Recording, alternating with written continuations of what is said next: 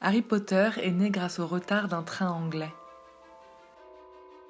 et a ensuite pris forme au fil d'un deuil, d'un accouchement, d'une séparation et d'une dépression. Voici comment Joanne Rowling a écrit les aventures du célèbre apprenti sorcier.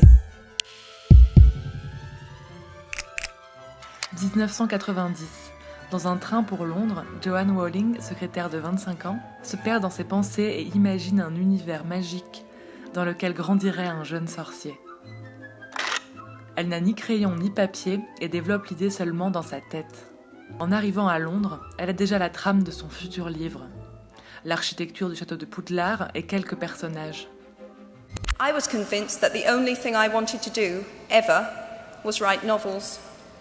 However, my parents took the view that my overactive imagination was an amusing personal quirk that would never pay a mortgage or secure a pension. Passionnée de littérature, Joanne Rowling avait déjà écrit, mais seulement pour elle. De retour chez elle, elle note ses idées et les glisse dans une boîte à chaussures. Les aventures d'Harry Potter sont nées. Et elles sont inspirées par la fantaisie, genre chère à son cœur. Qu'elle explique, et je crois que c'est ça aussi une des clés de l'œuvre, c'est que c'est un univers qu'elle a eu en tête. Elle a eu cette image du petit sorcier et tout ce monde autour de lui qu'elle a créé, et donc elle a imaginé énormément de choses, et elle dit encore d'ailleurs qu'elle a plein d'histoires encore à raconter sur cet univers. C'est-à-dire que c'est vraiment quelque chose qui dépasse le cadre des 7 tomes qui ont été publiés. Cette même année, Joanne perd sa mère et part vivre à Porto. Au Portugal, elle devient professeure d'anglais tout en continuant l'écriture. Elle se plonge dans son premier roman tard le soir dans des cafés du quartier. Mais elle arrête d'écrire. Et ne reprend que 2 ans plus tard quand elle part habiter à Édimbourg. Elle revient sans travail après un mariage raté et un enfant à charge. Elle tombe en dépression. Quand on regarde ce qu'elle a écrit, on retrouve énormément de choses, de détails de sa vie. Des petites touches, hein. C'est pas du tout quelque chose d'autobiographique, bien entendu, mais par exemple, Harry est né le même jour qu'elle. Et puis, des tas de détails. Elle a vécu au Portugal. Le prénom du méchant dans les maisons à Poudlard c'est Salazar. C'est pas pour rien, c'est le nom du dictateur portugais, etc. Elle a fait des études de français. Donc, tous ces personnages qui ont des noms français, comme les Malfoy, qui sont mauvaise foi, là, Malfoy, même Voldemort.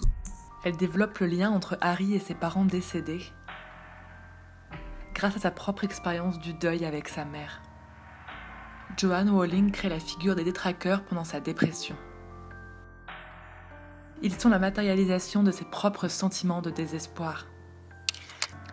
On est en 1994 et Joanne Rowling reprend en parallèle des études à Édimbourg. Elle étudie les langues modernes grâce à une bourse. Joanne Rowling termine son premier Harry Potter au début de l'année 1996 et elle a déjà en tête la suite des aventures et surtout sa fin. Elle envoie son manuscrit à une 12aine de maisons d'édition et essuie autant de refus.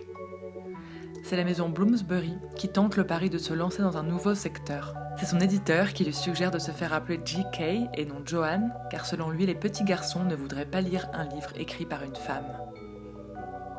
Le succès est immédiat.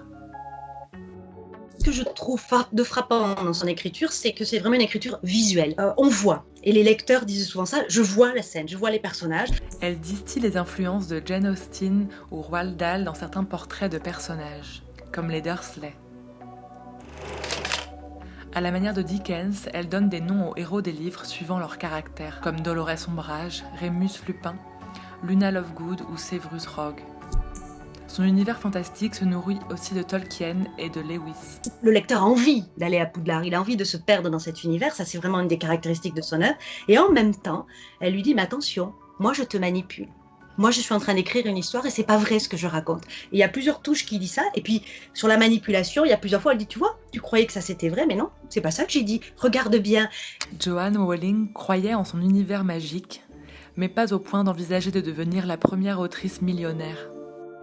Elle dit toujours avoir écrit le livre qu'elle aurait aimé lire.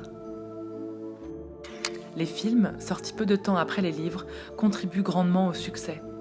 À partir du tome 4, Rowling écrit en pleine conscience des versions cinématographiques. Son écriture devient alors encore plus visuelle. Les livres restent tout de même le socle de l'univers Harry Potter. Ils ont été vendus à 450 millions d'exemplaires dans le monde entier.